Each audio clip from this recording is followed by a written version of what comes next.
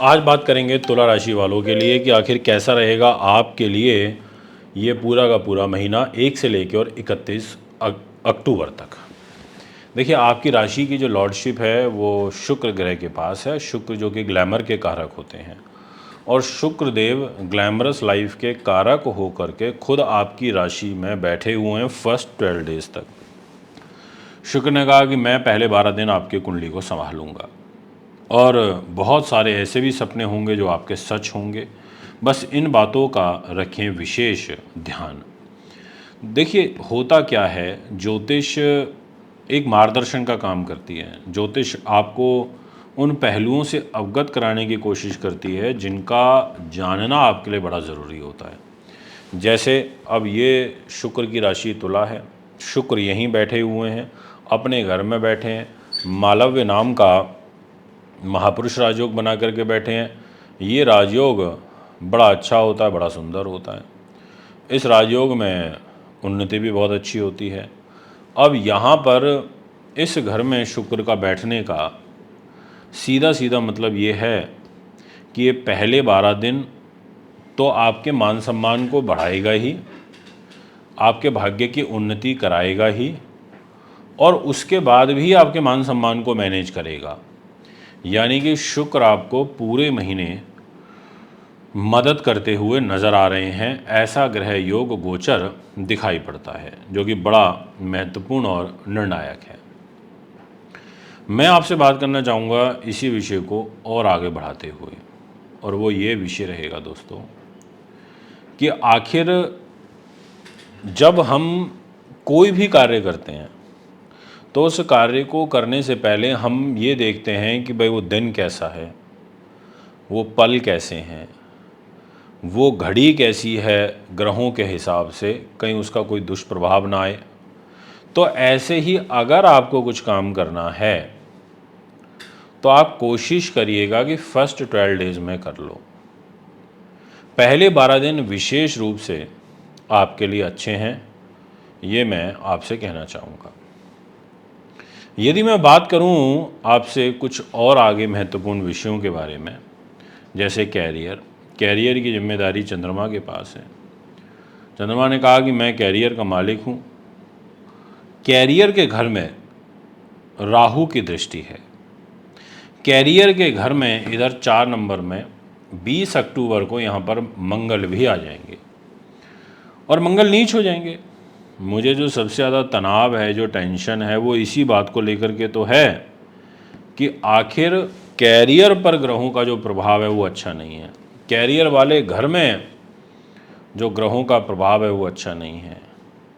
Career वाले घर में जो ग्रहों का ट्रांजिट है वो उतना अच्छा नहीं है निकटतम इस अक्टूबर महीने में, और विशेषकर 17 तारीख के बाद। इसलिए दोस्तों, मैं बड़ा आग्रहपूर्वक आपसे निवेदन करूंगा कि आप कुछ भी बड़ा और नया 17 अक्टूबर से कम 15-20 दिन तक ना करें तो ही अच्छा है। अगर आप सरकारी नौकरी में हैं, आप बहुत ध्यान दें। आप विद्युत विभाग में हैं, आप ध्यान दें। आप ट्रांसपोर्टेशन के काम में हैं, आप ध्यान दें। आप आईपीएस हैं, आप ध्यान दें। ईंट भट्टों के काम कारोबारी हैं, आप ध्यान दें। आप सेना पुलिस में हैं, बेल्ट की नौकरी कर रहे हैं, आप ध्यान दें।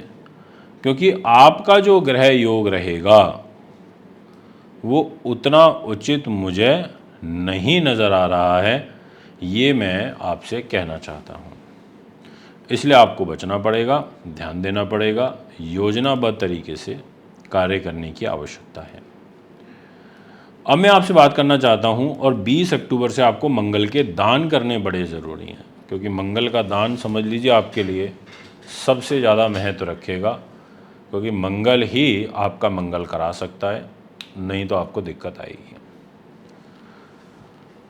फाइनेंस, पैसा जिसकी नीड हर व्यक्ति को है, वर्तमान परिप्रेक्ष्य में ध्यान अगर हम लगाएं तो इस समय फाइनेंशियल लोगों को नुकसान काफ़ी चल रहा है, और ये मंगल ग्रह के पास आपका पैसा आ जाता है, और मंगल नीच का होकर के इधर 4 नंबर राशि में आ जाएगा दिनांक 20 अक्टूबर को। तो मंगल आपको नुकसान करेगा, फाइनेंस का नुकसान करेगा। मंगल आपके परिवार के घर में बैठेगा, वाणी के घर में बैठेगा, धन के घर में बैठेगा, आपको यहाँ भी नुकसान करेगा, आपको फाइनेंस का नुकसान करेगा, पैसे का नुकसान करेगा।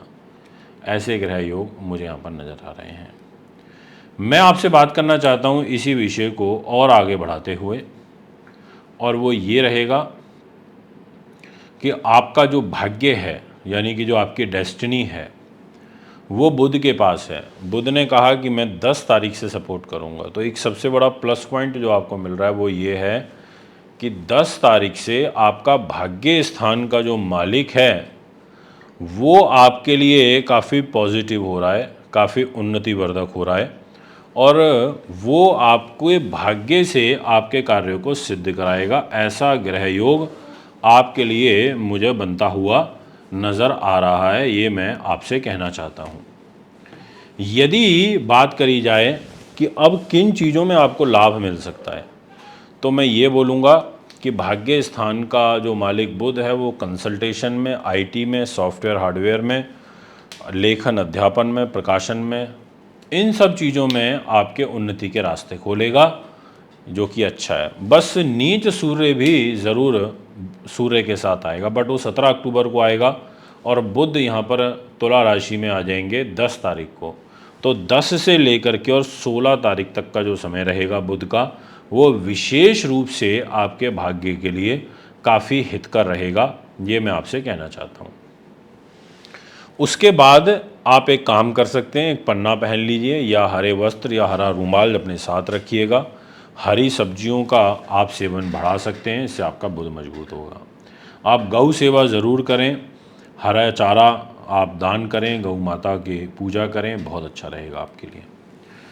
अगर मैं ये बात करूं आपके प्रॉपर्टी वाहन ज़मीन जायदाद की, तो इस दृष्टिकोण से समय ठीक है, आप ले सकते हैं, कुछ भी सेल परचेज़ करना चाहते हैं। फर्स्ट 15 डेज़ आपके लिए काफ़ी अनुकूल है, लाभदायक हैं, इनका आप एडवांटेज ले सकते हैं।